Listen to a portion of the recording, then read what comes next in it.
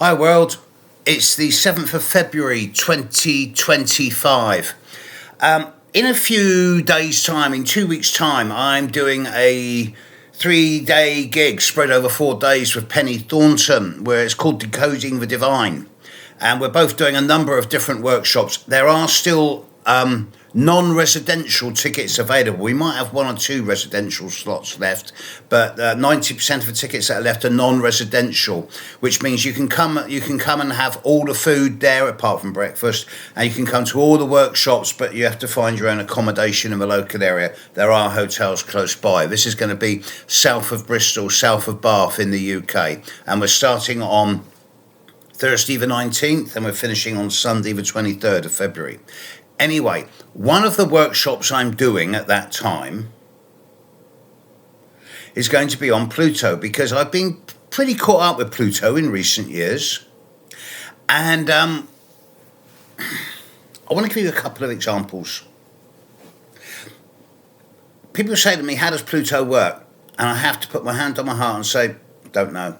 Can't explain it. I can explain it if I go all techno-babblish and talk about quantum, but that's kind of a get-out clause. I don't understand it well enough to be able to wax eloquently about it. What I do know is that whilst I cannot explain in logical, rational and analytical terms how Pluto has such a big impact that it does, I do know with certainty 100% that it does have that impact. And I have tens of thousands of statistics and client confirmations that back this up. Pluto is smaller than our moon, and it's 4 billion miles away. So the scientists, the astronomers, the rationalists, the skeptics, they all go, you're just making it up. It's rubbish. You can't buy into this. This is just rubbish. You're a con merchant. Those who have experienced Pluto transits in recent years know that there's a lot more to this than meets the eye. But Pluto deals astrologically with the unconscious and the subconscious and the psychological. And these are not things that can be explained in superficial, rational, logical, analytical terms.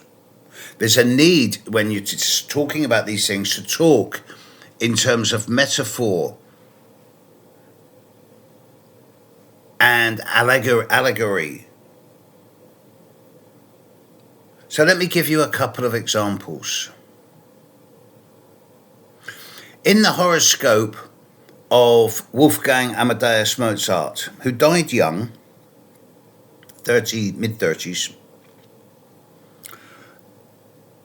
during his life, his short life, there was an Austrian astrologer who did his horoscope. And the comments of that time were, this is just an ordinary person. There is nothing special about this person. And there was no astrological explanation from Mozart's chart as to why he was the genius he was. In later years, decades, centuries, today, we look at Mozart's chart and we can see that Uranus was opposite his ascendant. Neptune was pretty much exactly opposite both his Sun and his Mercury. And Pluto was conjunct his moon by 2 minutes of 1 degree. The odds of this being that close are more than 10,000 to 1. But, of course, at the time of Mozart's birth and life, Uranus, Neptune and Pluto were not known about. They had not been discovered. In later years, when we've been able to put these planets in, we can see how the exactness of the angles from the outer planets, the planets that deal with the unconscious, the subconscious, the transpersonal, the subliminal, the neurotic, the mystical, the magical, the spiritual, as well as the elusive and the unpredictable, We can see in Mozart's chart how all of these factors were such major influences in his life. But because they weren't discovered and not known about by astrologers at the time, there was no way of recognizing this at the time. He was labeled a genius. He was a genius.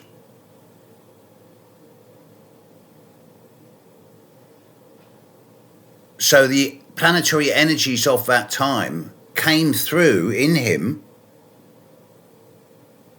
Uranus, Neptune and Pluto still worked, even though they hadn't been discovered. But they manifested in such a deep, unconscious way that no one was able to recognise it. Hence the labelling genius. He would still be a genius today. But let me give you another example. The horoscope of Vincent van Gogh. And it's very fitting that this should be done today, because Vincent van Gogh's Pluto was at 0 degrees, nearly 1 degree of Taurus, and Pluto in the sky has just left 0 degrees of Aquarius, moved into 1 degree of Aquarius. So he's going through his second Pluto square. Pluto has not completed one orbit of the Sun since Van Gogh was born. When I'm doing forecasts for people, I've been doing very few of them recently, but there is a long waiting list. I don't only use transits, because transits manifest as circumstances and events in one's life.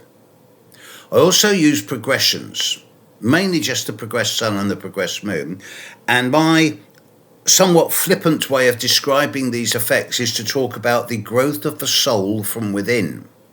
With the progressed sun only moving 1 degree a year, it talks of long-term identity changes.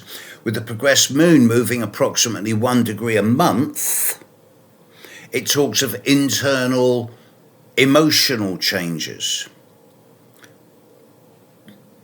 And Van Gogh shot himself in his chest on the 27th of July, 1890. In his birth chart, Pluto was at 0 degrees 45 minutes. On the day 0 degrees 45 minutes of Taurus. On the day he shot himself, the progressed moon in his horoscope was at 0 degrees 47 minutes of Taurus. Any good astrologer who's been practicing a long time will know that when the progressed moon passes on top of a person's Pluto, it always unleashes very, very powerful and deep feelings, which can and sometimes do manifest in a very positive way, bringing up issues around transformation, regeneration and rebirth. It will always also bring a level of intensity with a desire to purge and detox and cleanse oneself of all of the negativity inside oneself.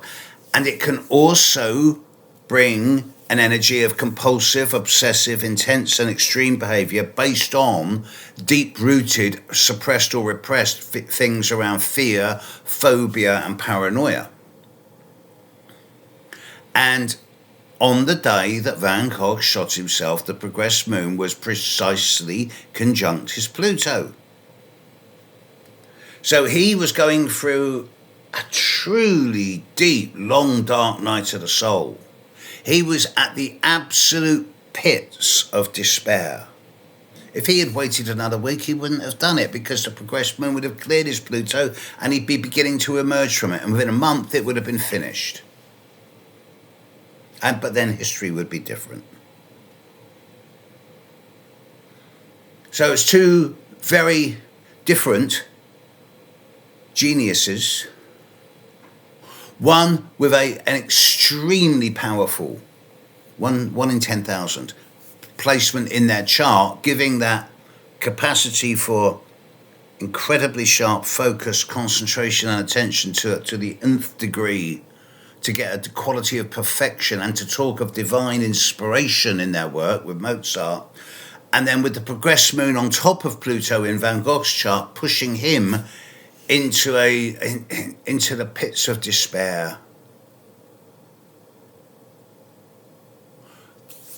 And yet, there are still people out there who go, oh, Pluto's smaller than our moon, it's 4 billion miles away, it can't possibly work.